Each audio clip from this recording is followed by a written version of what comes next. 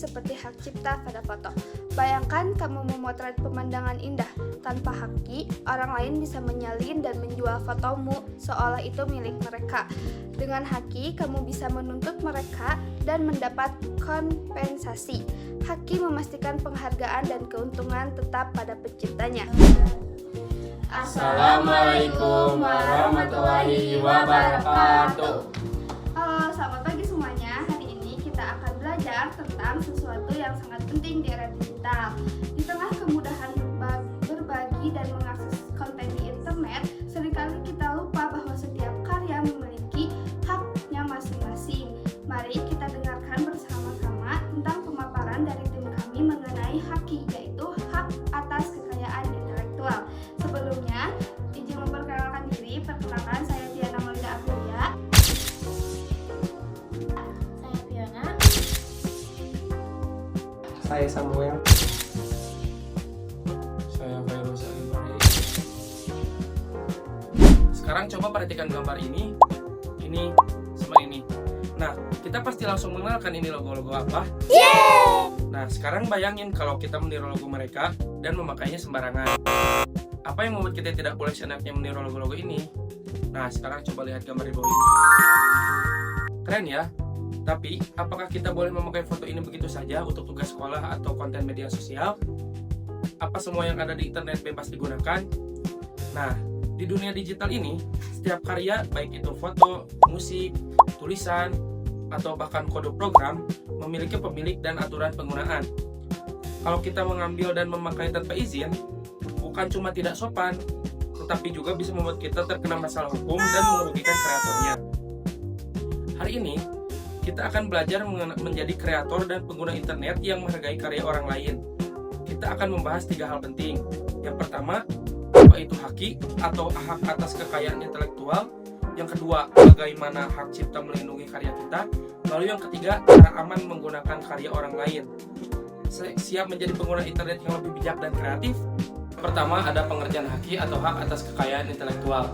Haki atau kekayaan atas intelektual adalah hak hukum yang diberikan kepada seseorang atau sekelompok orang atas hasil karya yang berasal dari olah pikir ide, pikiran, atau kreativitas manusia. Jadi, haki melindungi segala hak karya yang dihasilkan dari kemampuan intelektual. Misalnya karya seni, tulisan, musik, penemuan, desain, teknologi, logo, dan sebagainya. Tujuan dari haki adalah 1. Memberi penghargaan dan perlindungan terhadap pencipta atau penemu. Yang kedua, mendorong orang untuk terus berinovasi dan berkarya. Yang ketiga, mencegah orang lain meniru atau memanfaatkan karya tanpa izin. Nah, contoh sederhananya, jika kamu membuat lagu sendiri dan mengunggahnya ke internet, kamu otomatis menjadi pemilik hak cipta lagu tersebut. Orang lain tidak boleh menyalin, mengedit, atau mengubah ulang tanpa izin dari kamu. Jadi di sini aku akan jelasin jenis-jenis haki. Yang pertama, merek dagang, melindungi nama dan logo suatu produk agar tidak ditiru. Contohnya, logo Nike dengan simbol swoosh. Yang kedua, paten, melindungi penemuan atau teknologi baru. Contohnya, teknologi layar sentuh pada smartphone. Yang ketiga, hak cipta atau copyright, melindungi karya seni, tulisan, musik, foto, buku, maupun peralatan lunak. Hak cipta ini otomatis melekat begitu karya dibuat tanpa perlu didaftarkan. Cara kerja hak cipta.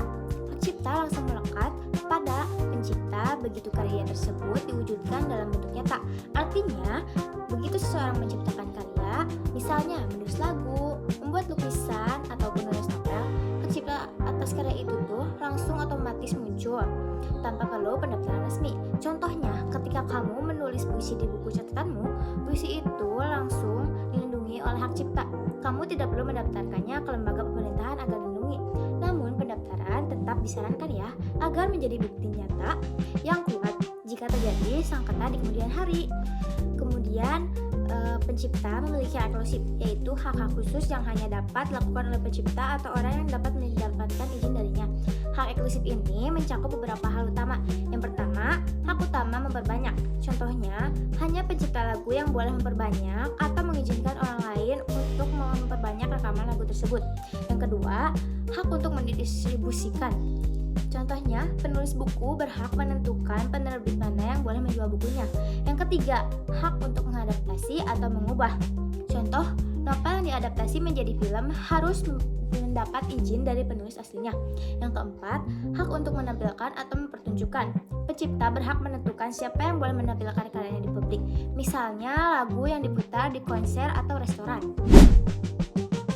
Nah, untuk yang selanjutnya yaitu ada hal yang paling penting dari hak ini, yaitu ada lisensi Creative Commons.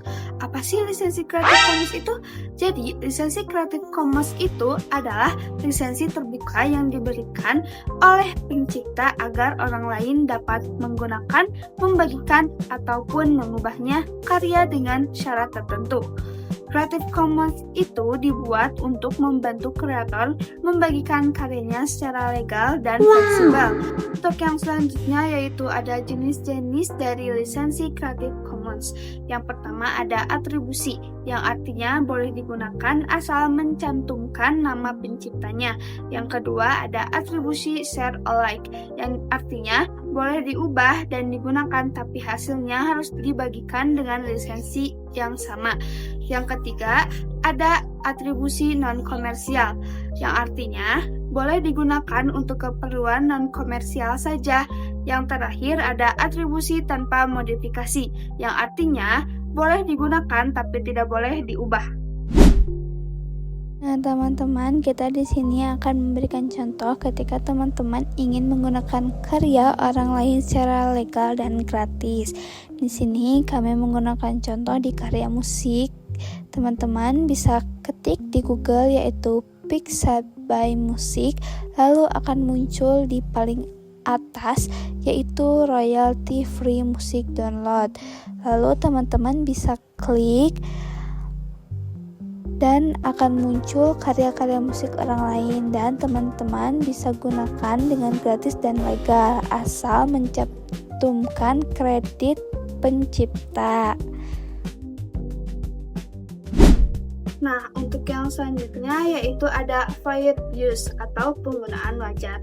Fair use ini adalah pengecualian dalam hukum hak cipta yang memperbolehkan penggunaan karya orang lain tanpa izin dalam batas tertentu selama tidak merugikan penciptanya. Biasanya, fair use ini digunakan untuk tujuan pendidikan, penelitian atau studi, kritik dan ulasan berita ataupun komentar. Nah, contohnya itu misalkan mengutip beberapa baris lagu untuk keperluan analisis di tugas sekolah kamu. Namun ingat ya, fair use ini bukan berarti bebas kalian menggunakannya, tetapi juga harus tetap dalam batas wajar dan disertai atribusinya atau sumbernya. Kesimpulannya adalah hak atas kekayaan intelektual atau haki adalah perlindungan hukum bagi hasil karya manusia yang lahir dari ide, kreativitas, dan inovasi.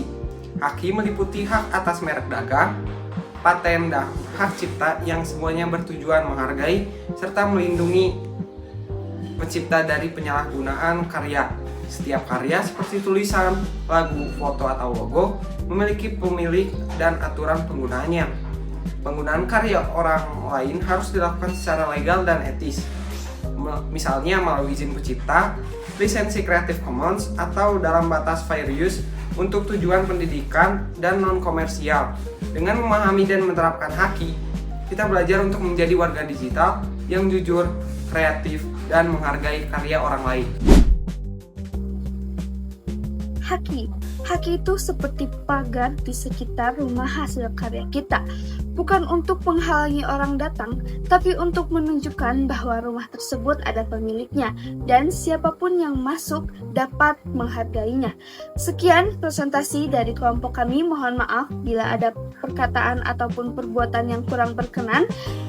Dan semoga materi yang kami sampaikan dapat bermanfaat untuk kita semua. Wassalamualaikum warahmatullahi wabarakatuh.